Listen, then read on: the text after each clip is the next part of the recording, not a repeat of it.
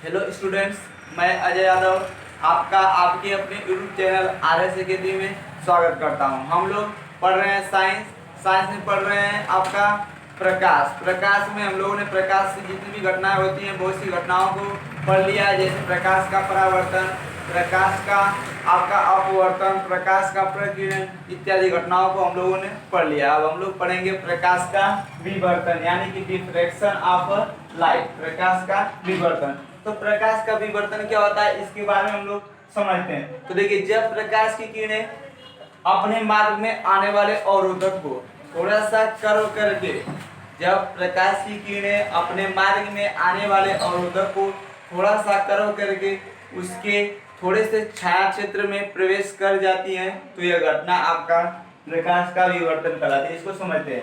जैसे देखिए, प्रकाश की किरण जा रही है, यहाँ पर कोई मार्ग में इसके अवरोधक आ जाता है, तो प्रकाश की किरण क्या करती है कि इस मार्ग में आने वाले अवरोधक को थोड़ा सा ऐसे थोड़ा सा कर्व करके इधर आ जाती है आपका, तो यही घटना ये क्या कहलाती है, प्रकाश का विवर्तन कहलाती है। तो इसकी परिभाषा आपका यह होगी कि जब प्रकाश अपने मार्ग में या जब प्रकाश की किरणें अपने मार्ग में आने वाले अवरोधक, या आपका अवरोधक है इसको इधर जाने नहीं देगा, तो आने वाले अवरोधक को थोड़ा सा कर्व करके, अवरोधक को थोड़ा सा कर्व कर दिए और कर्व करने के बाद उसके छाया क्षेत्र में पहुंच जाती है और इधर आपका क्या बनता है, आपका छाया बनता है। इस घटना को क्या कहा जाता है, प्रकाश का विवर्तन कहा जाता है। जब प्रकाश की किरणें अपने मार्ग में आने वाले अवरोधक को थोड़ा सा कर्व करके, या जब प्रकाश की किरणें अपने मार्ग में आने वाले अवरोधक को कर्व करके उसके थोड़े से छाया क्षेत्र में पहुंच जाती हैं, तो यही घटना ये क्या कहलाती है, प्रकाश का विवर्तन कहलाती है या डिफ्रैक्शन ऑफ लाइट कहलाती है। यहाँ से आपका केवल इसकी परिभाषा, इसकी डेफिनेशन से ही आपका प्रश्न बनता है कि प्रकाश का विवर्तन क्या होता है। तो हमें विश्वास है कि ये बातें आपको समझ में आई होगी। प्रकाश का विवर्तन क्या होता है, जब प्रकाश की किरणें अपने मार्ग में आने वाले अवरोधक को कर्व करके उसके थोड़े से छाया क्षेत्र में पहुंच जाती है, यानी कि उसके पीछे पहुंच जाती है, तो ये घटना की क्या कहलाती है, प्रकाश का विवर्तन कहलाती है। जैसे बताया गया ना, ऐसे प्रकाश की किरण है या अवरोधक है, इसको क्या करेगी, थोड़ा सा ऐसे कर्व करके उधर चली जाएगी, तो ये घटना की क्या होगी, प्रकाश का विवर्तन होगा। अब हम लोग आगे बढ़ते हैं। प्रकाश की एक घटना है, प्रकाश का पूर्ण आंतरिक परावर्तन। प्रकाश का पूर्ण आंतरिक परावर्तन यानी कि total internal reflection of light, total internal reflection of light, प्रकाश का पूर्ण आंतरिक परावर्तन। तो देखिए, प्रकाश का पूर्ण आंतरिक परावर्तन क्या होता है। तो प्रकाश के पूर्ण आंतरिक परावर्तन को जानने से पहले हम इसे कंडीशन को जानते हैं। प्रकाश के पूर्ण आंतरिक परावर्तन की दो शर्तें होती हैं।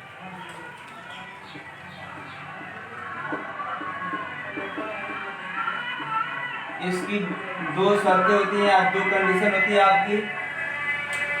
देखिए, जो प्रकाश का पूर्ण आंतरिक परावर्तन होता है इसके लिए दो शर्तें होती है। तो देखिए, अभी आपको बताया गया कि प्रकाश का जो पूर्ण आंतरिक परावर्तन होता है, प्रकाश के पूर्ण आंतरिक परावर्तन को समझने से पहले हम इसकी शर्तें जानते हैं। इसकी दो आपकी कंडीशन होती है, उसी कंडीशन को जानते हैं कि प्रकाश का पूर्ण आंतरिक परावर्तन किस कंडीशन में होगा, कब इसका पूर्ण आंतरिक परावर्तन होगा। तो देखिए, प्रकाश के पूर्ण आंतरिक परावर्तन की दो शर्तें होती हैं। पहला आपका होता है, प्रकाश के पूर्ण आंतरिक परावर्तन की पहली शर्त होती है, प्रकाश की किरण या प्रकाश सघन माध्यम से, सघन माध्यम का मतलब आपका अधिक घनत्व, प्रकाश सघन माध्यम से विरल माध्यम की ओर जाना चाहिए, विरल माध्यम की ओर जाना चाहिए। पहली शर्त इसकी यही होती है कि जो आपका प्रकाश है, प्रकाश किधर जाना चाहिए, सघन माध्यम से विरल माध्यम की ओर जाना चाहिए। दूसरा शर्त इसका होता है आपतन कोण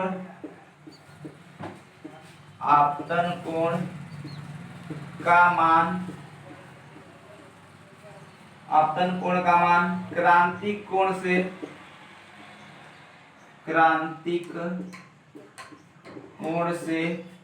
अधिक होना चाहिए, अधिक होना चाहिए। तो देखिए यहाँ पर प्रकाश के पूर्ण आंतरिक परावर्तन को समझने से पहले हम इसकी शर्त को जानते हैं कि प्रकाश का पूर्ण आंतरिक जो परावर्तन होता है वह किस कंडीशन में होगा, किस शर्त में होगा। तो इसकी दो कंडीशन होती हैं।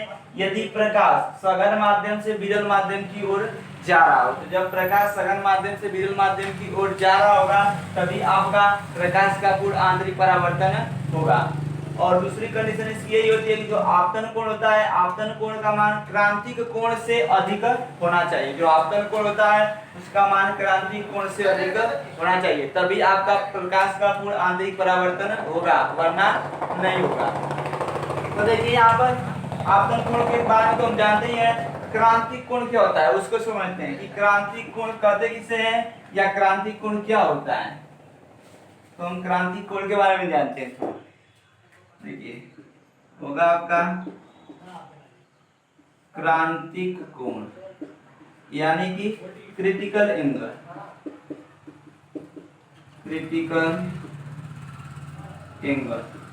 देखिए आप क्रांतिक कोण कहेंगे किसे, तो थोड़ा सा आपका फिगर बनाते हैं, फिगर से समझते हैं इसको कि क्रांतिक कोण किसे कहते हैं। देखिए जो आपका पूर्ण आंतरिक परावर्तन है यह अपवर्तन के सिद्धांत पर ही कार्य करता है। लेकिन यह क्या होता है कि अगर यह अपवर्तन मतलब जब प्रकाश की किरण एक माध्यम से दूसरे माध्यम में प्रवेश कर जाएगी तो आपका अपवर्तन हो जाएगा, लेकिन यह अपवर्तन नहीं होगा, यह आपका परावर्तन की तरह होगा। देखिए यहाँ पर चित्र बनाते हैं, समझते हैं। हमारा विलंब है, नीचे हमारा सघन माध्यम, कौन सा माध्यम है, सघन माध्यम है, मतलब जल इसको कर लेते हैं, ऊपर हमारा विरल माध्यम है, इसको वायु कर लेते हैं। तो देखिए यहाँ पर क्या होगा, जब यहाँ से जब प्रकाश की किरण जाएगी ऐसे, ये आपकी जा रही है ना, मतलब आ रही है, तो ये कौन सी किरण होगी, आपतित किरण, आपतित किरण। क्यों, इस कारण से होगी क्योंकि यह क्या कर रही है, यह जल जो आपका सघन माध्यम है उस सघन माध्यम में जा रही है, तो आ रही है तो क्या होगा आपका आपतित किरण, और ऐसे जाएगी तो जानते हैं कि जो सघन माध्यम है, सघन माध्यम से जब आपका ये विरल माध्यम है, तो जब किरण सघन माध्यम से विरल माध्यम में प्रवेश करती है तो अभिलंब से दूर भागती है, तो ये क्या करेगी, थोड़ा ऐसे जाएगी ऐसे। अब दूसरा देखते हैं आपका, ऐसे ही आपका सेम ही होगा। अब क्या होगा कि देखिए यहाँ पर यहीं पर समझते हैं, देखिए यहाँ पर क्या होगा कि ये आपका आपतन कोण होगा, क्या होगा, आपतन कोण। ये क्या होगा, अपवर्तन कोण होगा, क्योंकि यहाँ पर किरण क्या हो रही जाती है, अपवर्तित हो रही है। तो यहाँ पर जो आपका ये आपतित किरण है, ऐसे है ना, ये आपतित किरण को जैसे ही आपतन कोण का, ये आपतन कोण है आपका आई, इसका मान जो ही बढ़ाएंगे, यानी इसको जैसे ही आप इसकी को, ये जो आपकी आपतित किरण है, इस किरण को जैसे इधर लाएंगे, थोड़ा इधर लाएंगे, तो अपवर्तित किरण क्या होगी, थोड़ा इधर आएगी, ऐसे होगा आपका, मतलब आपतन कोण बढ़ाएंगे तो अपवर्तन कोण भी क्या होगा आपका, बढ़ेगा। तो इसको जैसे ही हम जैसे अगर इसको हम क्या कर रहे हैं, देखते हैं, जैसे ये हमारी आपतित किरण है, आपतित किरण यहाँ थी, तो अपवर्तित किरण ऐसे गई, ऐसे जाएगी, अभिलंब से दूर भागेगी।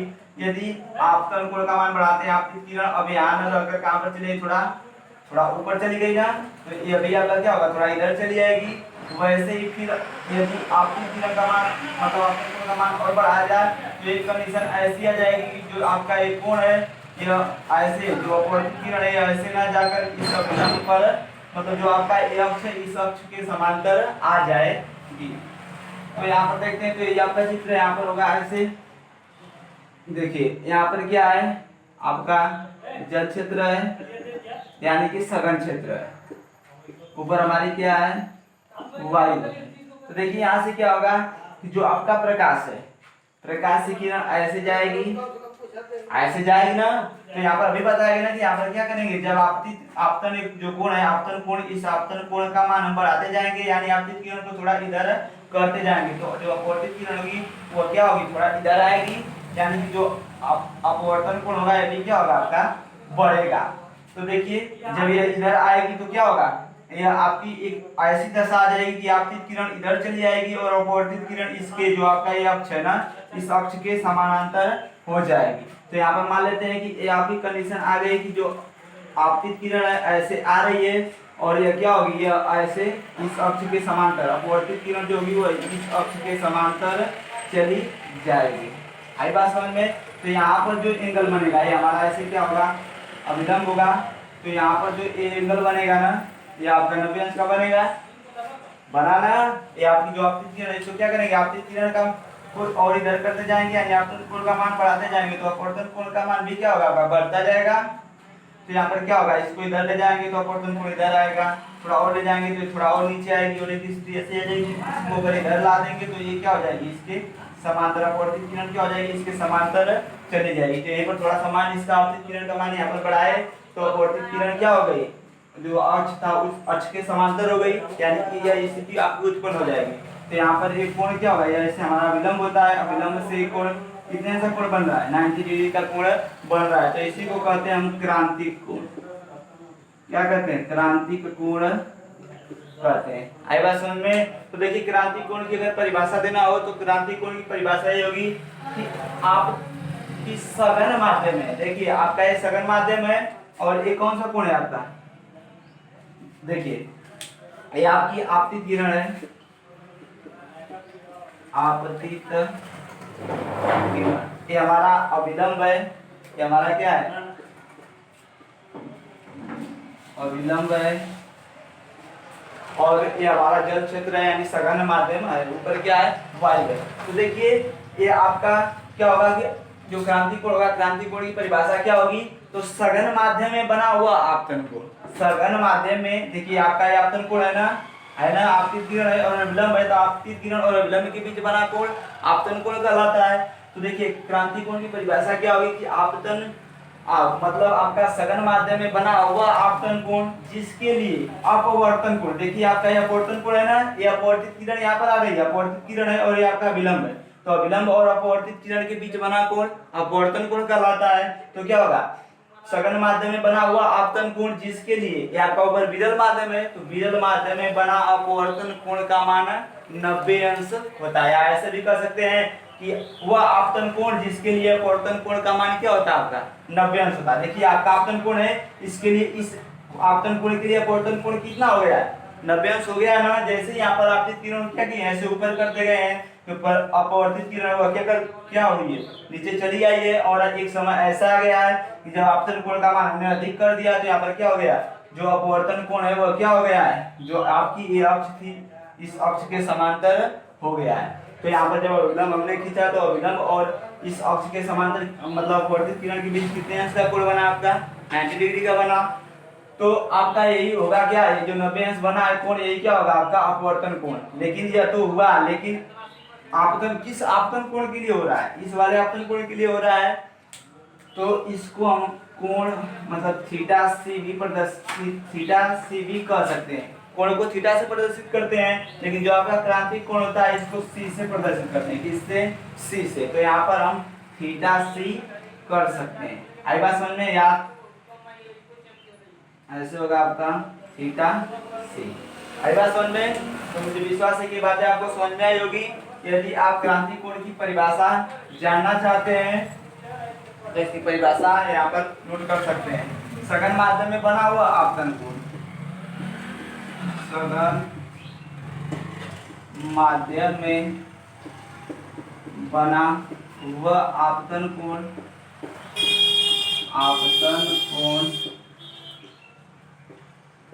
जिसके लिए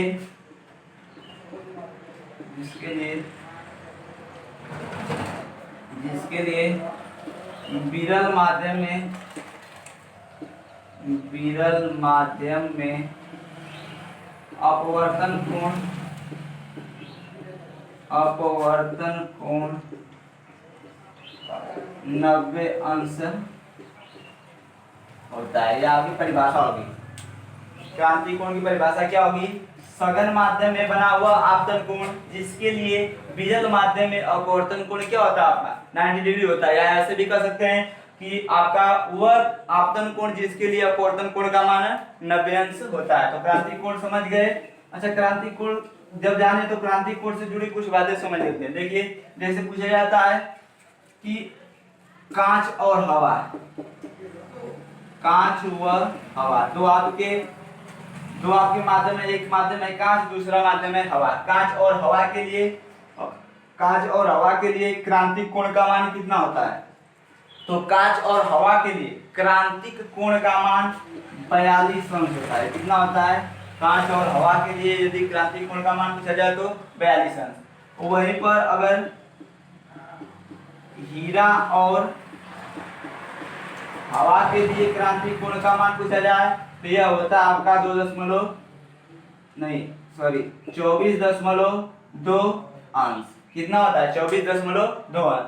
तो आपका अभी पता चला आप लोगों को कि जो आपका क्रांतिक कोण होता है वो क्रांतिक कोण कहते किसे हैं? तो अभी पता चला है क्रांतिक कोण आपतन मतलब सघन माध्यम में बना हुआ आपतन कोण जिसके लिए आपका अपवर्तन कोण का मान 90 अंश होता है। और यहाँ पर देखिए, कांच व हवा के लिए क्रांतिक कोण का मान कितना होता है? 42 अंश। हीरा और हवा के लिए क्रांतिक कोण का मान 24.2 अंश होता है। तो अब यहाँ पर पूर्ण आंतरिक परावर्तन को समझते हैं। पूर्ण आंतरिक परावर्तन की दो शर्तें होती हैं। पहली शर्त यह होती है कि जो आपका देखिए पूर्ण आंतरिक परावर्तन के लिए अभी बताया गया इससे पीछे कि आपको पूर्ण आंतरिक परावर्तन के लिए दो शर्तें काम करनी चाहिए।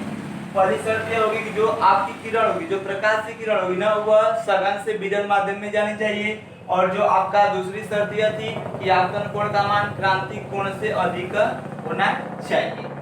अब देखिए पूर्ण आंतरिक परावर्तन कहेंगे किसे? तो देखिए, जैसे आपको बताया गया कि पहला आपका यही था कि क्या होगा, एक स्थिति जैसे बताया गया ना कि पहले ऐसे था, ये नीचे हमारा जल है, यहाँ से क्या हुआ, नीचे जल है ना, सघन माध्यम। तो सघन माध्यम से अगर किरण जाएगी तभी आपका पूर्ण आंतरिक परावर्तन होगा, वरना नहीं।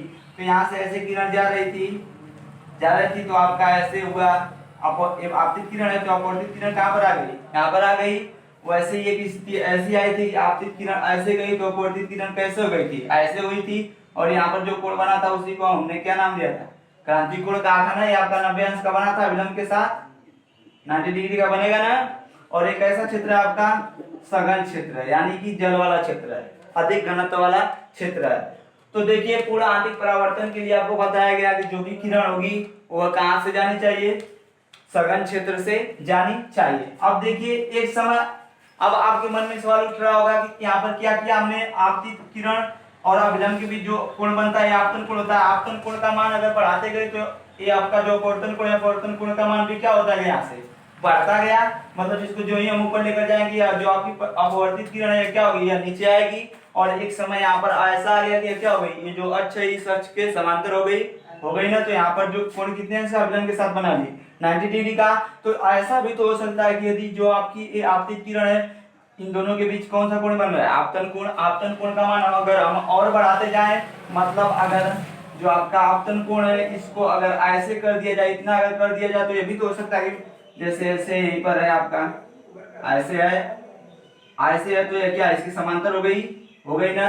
यदि इस कोण का मान ऐसे विलंब है, या आपका आपतन कोण है, यदि आपतन कोण का मान और बढ़ाया जाए, मतलब ये जो आपकी आपतित किरण है इसको और इधर कर दिया जाए, तो ऐसा भी तो हो सकता है कि जो आपकी अपवर्तित किरण है वो ऐसे भी आ सकती है। आई बात समझ में? तो आपतन कोण का मान हम जो ही बढ़ाएंगे अपवर्तन कोण का मान भी क्या होगा? बढ़ता चला जाएगा। तो एक स्थिति ऐसी आएगी कि देखिए जो आपका ये सघन क्षेत्र है, नीचे जल वाला क्षेत्र है, ऐसी स्थिति आएगी कि ऐसे प्रकाश की किरण जाएगी और यहीं से रिफ्लेक्ट होकर ऐसे वापस चली जाएगी। आई बात समझ में? जैसे ही आपतन कोण का मान हम बढ़ाते जाएंगे तो यहाँ से अपवर्तन कोण का मान भी क्या होगा? आपका बढ़ता जाएगा। तो ऐसे किरण कैसे हो जाएगी? यहाँ पर चली जाएगी।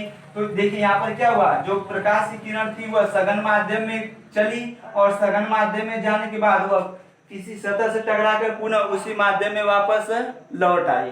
तो देखिए, तो यही घटना ही क्या कहलाएगी? आपकी पूर्ण आंतरिक परावर्तन। पूर्ण आंतरिक परावर्तन। यह घटना क्या कहलाएगी आपकी? पूर्ण आंतरिक परावर्तन। जब प्रकाश की किरणें किसी सघन माध्यम से विरल माध्यम की ओर जाने के क्रम में, जब प्रकाश की किरणें किसी सघन माध्यम से, जो आपका ऊपर है आपका विरल माध्यम है, ऊपर हमारा वायु था, क्या था? वायु। लेकिन नीचे क्या है? यहाँ का जो क्षेत्र है कौन सा क्षेत्र है? जल क्षेत्र है। लेकिन ऊपर कौन सा क्षेत्र है? वायु क्षेत्र है। तो ऊपर वायु क्या है? आपकी विरल माध्यम है, और जो जल है वह कैसा माध्यम है? आपका सघन माध्यम है। तो यहाँ पर जो आपका पूर्ण आंतरिक परावर्तन होगा, इसकी परिभाषा यही बनेगी कि जब प्रकाश की किरणें सघन माध्यम से विरल माध्यम की ओर जाने के क्रम में, यहाँ से सघन माध्यम से विरल माध्यम की ओर जा रही है, अगर यह बाहर निकल जाती तो क्या होता? आपका अपवर्तन हो जाता। लेकिन यहाँ पर बाहर निकल जाएगी तो अपवर्तन हो जाएगा। लेकिन हमें कराना क्या है? पूरा आंतरिक परावर्तन कराना है। तो हम क्या करेंगे? तो इसका परिभाषा यह बनेगा कि जब प्रकाश की किरणें सघन माध्यम से विरल माध्यम की ओर जाने के क्रम में किसी सतह से टकराकर, यहाँ पर आपकी सतह है, सतह से टकराकर पुनः उसी माध्यम में वापस लौट आती है, तो यही घटना क्या कहलाती है? प्रकाश का पूर्ण आंतरिक परावर्तन कहलाती है। तो हमें विश्वास है कि ये बातें आपको समझ में आई होगी। यदि इसकी परिभाषा को फिर से सुन लेते हैं ना। प्रकाश का पूर्ण आंतरिक परावर्तन की परिभाषा क्या होगी? जब प्रकाश की किरणें सघन माध्यम से विरल माध्यम की ओर जाने के क्रम में किसी सतह से टकराकर पुनः उसी सघन माध्यम में वापस लौट आती है, तो यही घटना है क्या कहलाती है? प्रकाश का पूर्ण आंतरिक परावर्तन कहलाती है। तो यहाँ से आपका प्रकाश का पूर्ण आंतरिक परावर्तन समाप्त होता है। लेकिन इस पर कुछ प्रश्न आपके पूछे जाते हैं, उन प्रश्नों को देख लेते हैं। जैसे पूछा जाता है हीरे का चमकना, हीरे का चमकना, या आपसे पूछा जाता है हीरा क्यों चमकता है, या हीरा चमकदार दिखाई देता है, या हीरे का चमकना किस कारण से होता है। तो आपका प्रकाश के पूर्ण आंतरिक परावर्तन के सिद्धांत पर कार्य करता है कौन?